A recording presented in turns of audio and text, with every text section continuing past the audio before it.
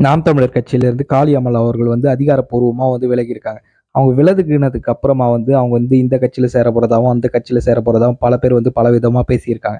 இந்த சூழ்நிலையில தான் அவங்க தமிழக வெற்றிக் கழகத்தோட தலைவரான விஜய் அவங்கள எக்ஸ் தளத்துல ஃபாலோ பண்றதா தெரியுது. அவங்க விலகுறதுக்கு முன்னாடி ஒரு கடிதம் எழுதியிருக்காங்க. அதாவது நாம் தமிழர் உறவுகளுக்கு. அது என்னன்னு நம்ம இப்ப டீட்டெயிலா பார்க்கலாம். தாய் தமிழ் உறவுகளுக்கு வணக்கம். இதுவரை இல்லாத கனத்த இதயத்தோடு எழுதுகிறேன். கட்சியில் பயணித்த ஒவ்வொரு கணமும் உண்மையும் நேர்மையும் உளவுப்பூர்வமாக என் குடும்பத்திற்கு மேலாக நேசித்து வந்தேன். இந்த 6 ஆண்டுகளாக பயணம் எனக்கு அரசியல் ரீதியான பல அனுபவங்களை கொடுத்துள்ளது.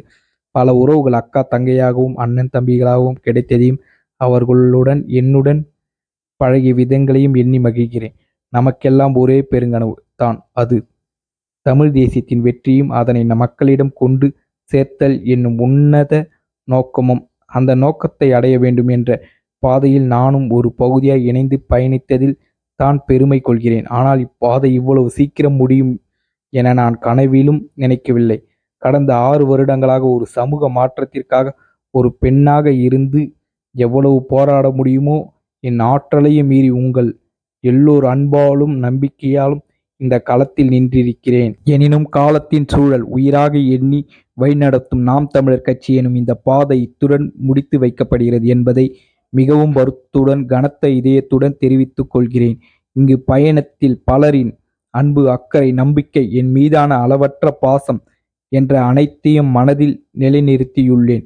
என்னுடன் இத்தனை நாட்களாக உண்மையாய் உறவாய் பழகிய பயணித்த களத்தில் இன உணர்வோடு நின்று நேர்மையாய் வேலை செய்த அத்தனை உணர்வுகளுக்கும் உண்மையான உழைப்பாளர்களுக்கும் உலகத் தமிழர்கள் மற்றும் நாம் தமிழர் உறவுகளுக்கும் நன்றிகளை சொல்வதோடு என் வருத்தங்களையும் பகிர்ந்து கொள்கிறேன். ஒரு சாமானிய குடும்பத்தில் பிறந்த இனத்துக்காக தமிழ் தேசிய களத்தில் ஓடிய என் மீது மிகுந்த நம்பிக்கையும் அன்பும் வைத்து களமாடிய உங்கள் அத்தனை பேருக்கும் என்னுடைய சிரம் தாழ்ந்த நன்றிகள். எனக்கான நெருக்கடிகள் நிறைய வந்த போதிலும் என் மீது நீங்கள் கொண்டுள்ள நம்பிக்கையாலும் நான் உங்கள் மீது கொண்ட அன்பினாலும் எந்த முடிவும் எடுக்காமல் அமைதியாயிருந்தேன். ஆனால் இப்படி ஒரு முடிவு எடுக்க வேண்டிய சூழல் வந்துவிட்டது எண்ணி மனம் வருந்துகிறேன். அவதூறு வெறும் வார்த்தைகள் தானே என்று நினைத்து அள்ளி தெளிப்பவர்களுக்கு மத்தியில் என் மீது அளப்பரிய அன்பு கொண்டு நேசிக்கிற உங்கள் அத்தனை பேருக்கும் நான் என்றென்றும் கடமை பட்டவளாக இருப்பேன். என்னுடைய இந்த முடிவு பலருக்கு வருத்தத்தை தரலாம். எனக்குத்தான் காலத்தின் வழிநடத்தல்.